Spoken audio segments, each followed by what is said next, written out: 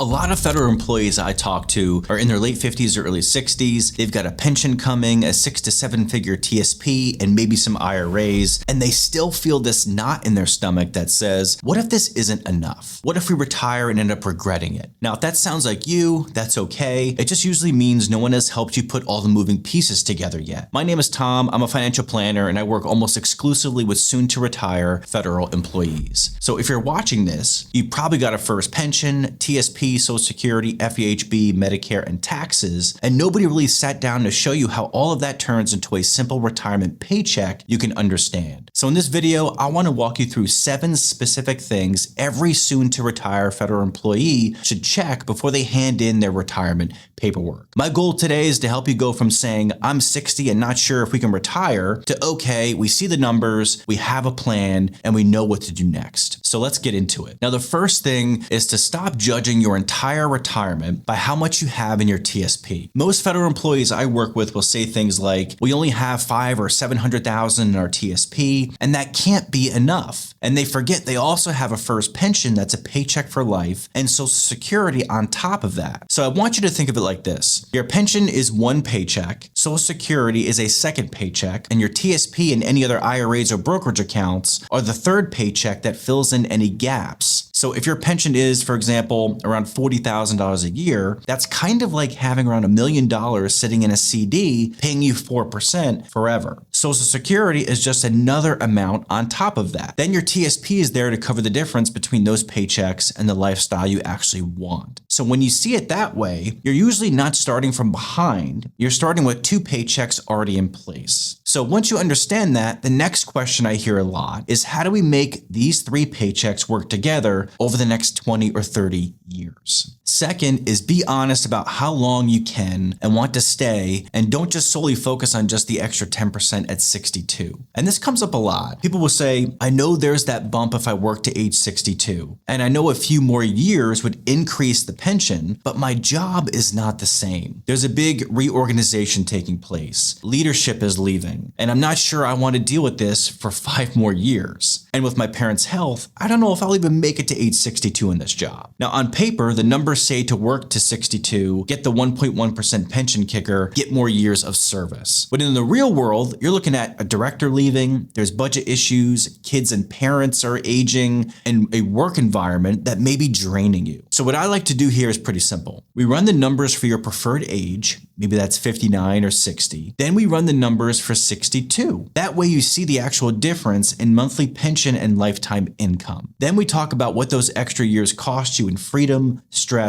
and time with your family. Now, for some of you, the numbers will say, yes, it's definitely worth staying. But for others, leaving earlier with a slightly smaller pension might be a better quality of life that will fit right for you too. The point is to make that trade-off knowing what your options are rather than just guessing. Third is define your real lifestyle number. That includes travel and family, and not just the bare bones expenses. On calls, when I ask about expenses, most people will start with the basics, right? So they'll talk about the mortgage, the rent, utilities, insurance, groceries, all the necessities. And then after a while, they say something like, we would love to travel, maybe a couple of weeks in Italy or England, a week at the beach house, and we usually have our kids come. So we want to keep doing some version of that. So I would encourage you to think in 2 numbers. First, the keep the lights on number. That's the monthly amount you need to cover the basics and still feel okay. Second is your fun number. That's what you would spend in years when you're able to travel, bring the family together, and do the things that actually make retirement feel like retirement. And so we want these numbers written down. Maybe that's $10,000 a month that covers the expenses. Maybe another $50,000 a year lets you do the kind of trips you described. Once we know those numbers, we can stack your pension, your supplement if that applies, Social Security, and TSP withdrawals to see if the plan supports both or where you might need to adjust. And by the way, if you're thinking, I would love to see our numbers on one page, I built something called the Federal Retirement Blueprint. It's a free call where we plug in your FERS pension, TSP, Social Security, FEHB, and taxes, and we map out what your retirement paycheck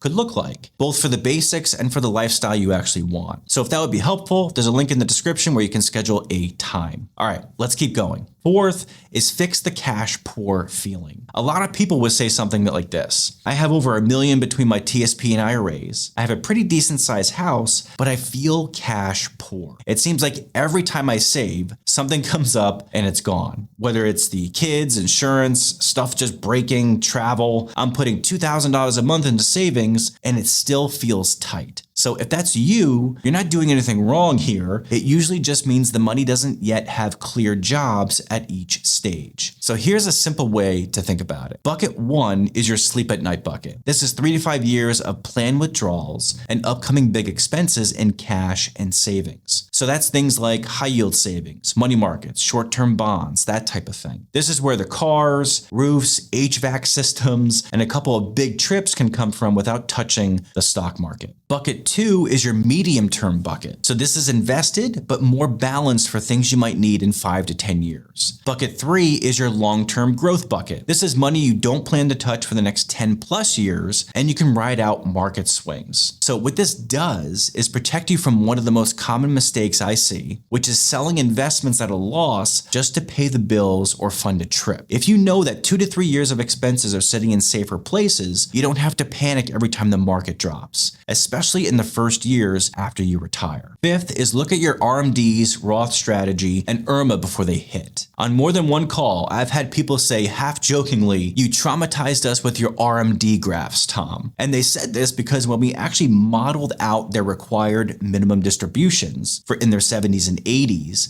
the numbers were quite surprising. And this is very relevant for those who have 7 figures in pre-tax accounts like your TSP 401ks and traditional IRAs. It is not unusual to see hundreds of thousands of dollars a year that the IRS forces you to take out on top of your pension and Social Security. At the same time, a lot of federal employees feel stuck. They go to one advisor and they say off the cuff, "You don't need to do Roth conversions." Then they go to their accountant and they say, "That's an advisor question, so go back and talk with them." And so you end up being tossed around and no one is actually giving you an answer by putting your pension, TSP, IRA, Social Security, your Medicare premiums on the same page to see what it looks like. So there are 3 simple questions you want answered here. 1, if you do nothing, what do your RMDs and future tax bills look like? And are you okay with that? 2, do Roth conversions make sense in your situation at all? Not in theory, but with your actual balances, your spending, and your feelings about leaving money to your kids. 3, if they do make sense, how do you structure them so you're not accidentally jumping into much higher brackets or triggering Medicare IRMAA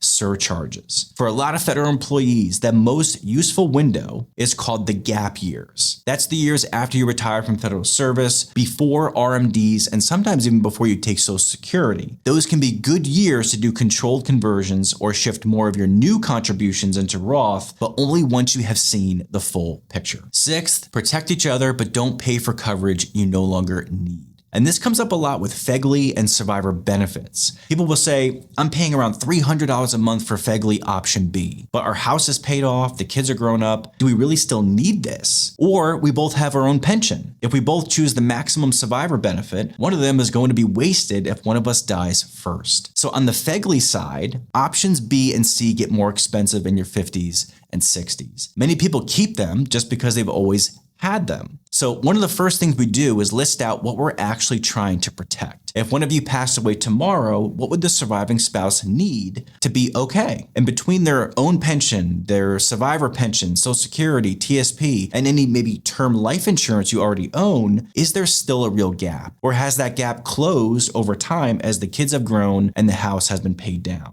On the survivor benefit side, with 2 federal pensions, you have several combinations. Both of you can take full survivor options. One of you can take a survivor option and the other can keep a higher single life benefit and use term insurance for a period of time, or there can be a mix. There's no one right answer here. What matters is that the mix of FEGLI, your outside term insurance, and survivor benefits matches the real risks you're worried about now, not the ones from 20 years ago. 7th, plan around your kids and parents' on purpose. A lot of federal employees I talk to are in what I call the squeeze years. The kids are in their late teens or 20s on one side, and their parents are in their late 70s or 80s on the other. And you might be saying things like, my mom is 78, she only has Social Security, she has mobility issues, and she doesn't want assisted living. Or we watched our grandparents go into a nursing home and it pretty much depleted all of their assets. At the same time, you may have kids who have not really managed their own money yet. Of course, you love them and you want to help, but you don't want a large inheritance to fall into their lap and then they end up wasting it. And the reason these topics belong in this retirement video is because if you don't think about this,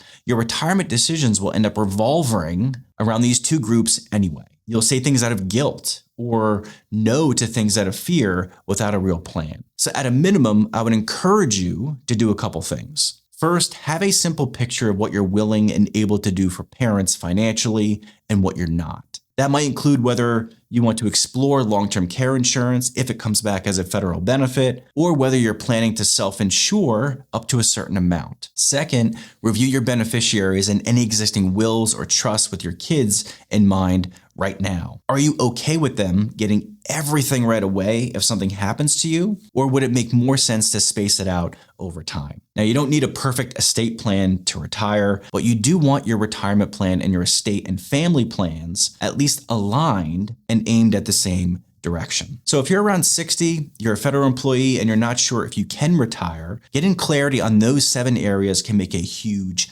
difference. If you want help seeing this for your own situation, click the link in the description to get your free federal retirement blueprint. This is a free call where we plug in your FERS pension, your TSP, Social Security, FEHB, and taxes, and walk through what your retirement paycheck could actually look like. So when you're ready, click the link in the description and I'd be happy to help. So thanks for watching, everybody, and I will catch you in the next video. Have a good one.